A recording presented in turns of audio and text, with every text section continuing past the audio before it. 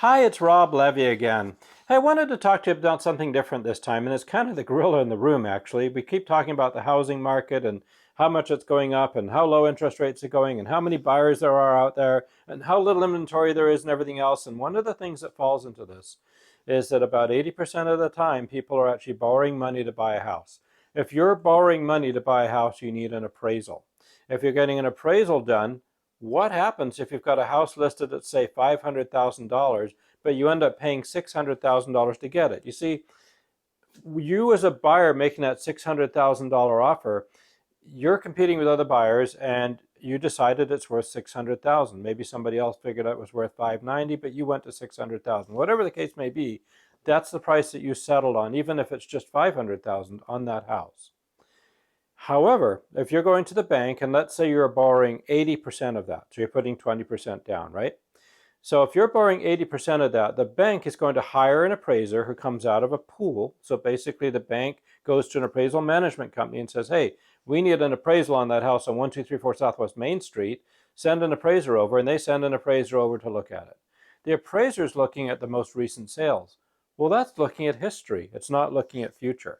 So, and they're going to say, well, gosh, the last one of these just sold for $490,000, and this one's selling for $550, $600, whatever the case may be. We know it's worth a little bit more than it was a few months ago, but we don't really think it's worth $600,000. So we're only going to lend you 80% of the appraised value. See, that's the key.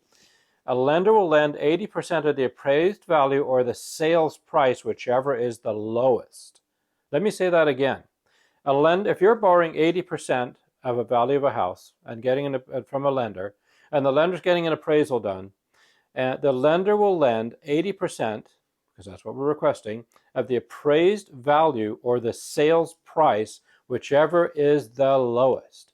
So what happens if, in this example, you paid $550 for a house where the most recent comp, the exact same house, sold 4 months ago for $480,000, and you paid $550 for it? Well, the bank's going to say, okay, it's a driven market, there's multiple offers, it's worth more, but we just don't really think it's worth $550 quite yet. We know it'll probably get there, but it's not there quite yet.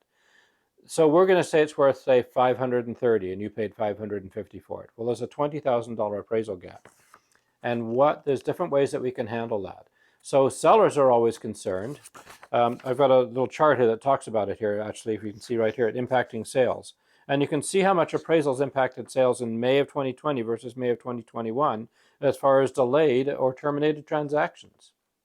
So sellers are concerned because they're saying, hey, hang on, I think my house is worth this, and all these buyers lined up to buy it, so I believe it's worth it. And buyers are saying, well, hold on a second.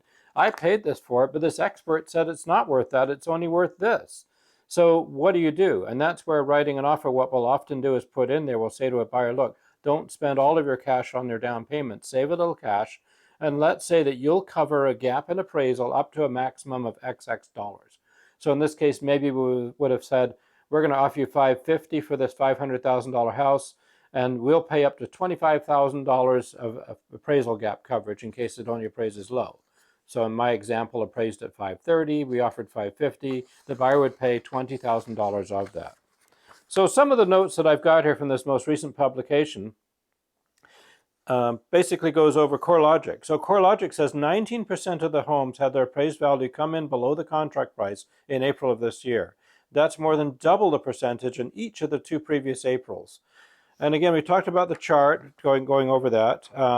So in this situation, both the buyer and the seller have a vested interest in making sure the sale approves.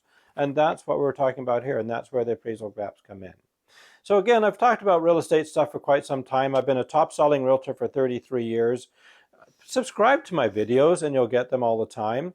And if you've got any questions, my information's right here on the screen. Give me a call, send me an email through my website, and contact me, and I'm happy to share. And by the way, if you're in another part of the country and you're looking for a realtor in your area, as a top producing realtor in the Portland, Oregon market for 33 years now, or almost 33 years, I'm well connected with top realtors all over the country, and people ask me all the time for referrals. So I'm happy to send you to a realtor who I know is experienced, who knows how to deal with this kind of stuff in your market area too.